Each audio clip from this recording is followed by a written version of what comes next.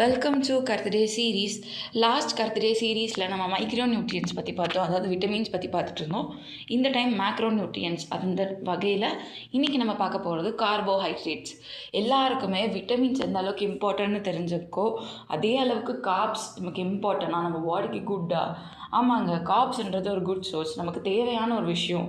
Corps இருந்தால் நமக்கு most kind of energies கிடைக்குது. இது எல்லாம் மிக்ஸ் ஆனது தான் கார்ப்ஸ் ஒரு 45லேருந்து 65% நம்ம உடம்புக்கு தேவைப்படுற ஒரு விஷயம், இன்நீடட் விஷயம்.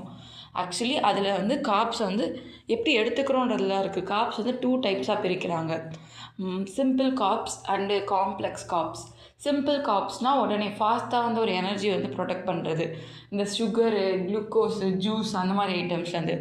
காம்ப்ளெக்ஸ் கார்ப்னால் ஸ்லோ டவுனாக நமக்கு ஒரு எனர்ஜி கொடுக்குற ஒரு விஷயம் அப்படின்னு சொல்லுவாங்க. என்னென்னா ஒன்றும் கிடையாது, நம்ம எடுத்துக்கிற ரைஸு, வீட்டு, பொட்டேட்டோ, பனானா லைக் இந்த மாதிரி ஒரு சில ஐட்டம்ஸ்லேருந்து நமக்கு ஒரு ஸ்லோ டவுன் ப்ராசஸாக இருக்கும். நான் என்ன கேட்டால் அந்த காம்ப்ளெக்ஸ் கார்ப்ஸ் நம்ம ஒரு சம் அமௌண்ட் ஆஃப் ஃபுட்லேருந்து எடுத்துக்கிறது பெட்டர் வெர்ஷன், ஹெல்தியராகவும் இருக்கும். இந்த மில்லட்ஸ், கார்ன்ஸ்லாம் நம்மளோட காம்ப்ளெக்ஸ் கார்ப் தான் நமக்கு ஸ்லோவாக எனர்ஜி கொடுக்குறது தான் நம்ம பாடியை ஒரு ஸ்டெபிலிட்டி அண்ட் ஸ்டெடியாக வச்சுக்கும். ஒரு டே ஃபுல்லாக நமக்கு எனர்ஜியை சஸ்டெயின் பண்ணி வச்சுக்கிறது ரொம்ப இம்பார்ட்டன்ட்.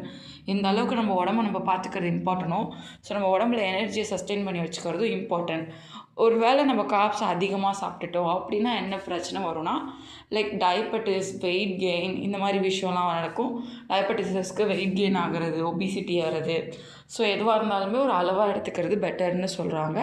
இதோட ஃபங்க்ஷன் என்னன்னு சொல்லி பார்க்கலாம். நம்ம உடம்புல எனர்ஜி ப்ரொடெக்ஷனுக்கும், அடுத்து பிரெயின் ஃபங்க்ஷனுக்கும், ப்ரோட்டீன் ஸ்பேரிங் எஃபெக்ட்டுக்கும். எனர்ஜி ப்ரொடெக்ஷன் அப்போ நம்ம பிரெயினுக்கும் மசில்ஸுக்கும் ஒரு எனர்ஜியை ப்ராப்பராக கொண்டு போய் சேர்க்கறது இந்த கார்ப்ஸோட வேலையாக இருக்குது.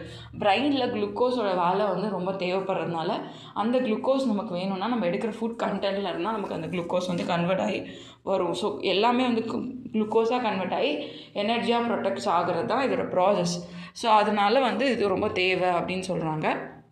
அடுத்து பார்த்தோம்னா நம்ம கார்ப்ஸில் இருந்து தான் ப்ரோட்டீன் க்ரியேட் ஆகுது. ஸோ அந்த ப்ரோட்டீன் ஒரு ஒரு எனர்ஜி ப்ரொடெக்ட் பண்ணுறதுக்கு ஒரு முக்கியமான விஷயம்.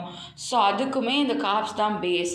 இந்த கார்ப்ஸ் ஒரு நாளைக்கு எவ்வளோ எடுக்கலான்னா 45%லேருந்து 65%. நார்மல் அடல்ட்டாக இருந்தால் 200 கலோரிஸ் பர் டயட்டு. அதே நம்ம ஒரு நாளைக்கு எவ்வளோ எடுக்கணும்னா 265 to 325 லைக் அந்த அளவுக்கு எடுத்துக்கிட்டால் போதும் பர் டேக்கு. அந்த கார்ப்ஸ் நம்ம உடம்புக்கு போதுமானது. ஸோ எந்த விஷயமா இருந்தாலுமே அளவாக எடுத்துக்கோங்க. அளவுக்கு மீறினால் அமுதும் நஞ்சு. இதே மாதிரி இன்னொரு இன்ட்ரெஸ்டிங்கான விஷயத்தில் பார்க்கலாம். டாட்டா.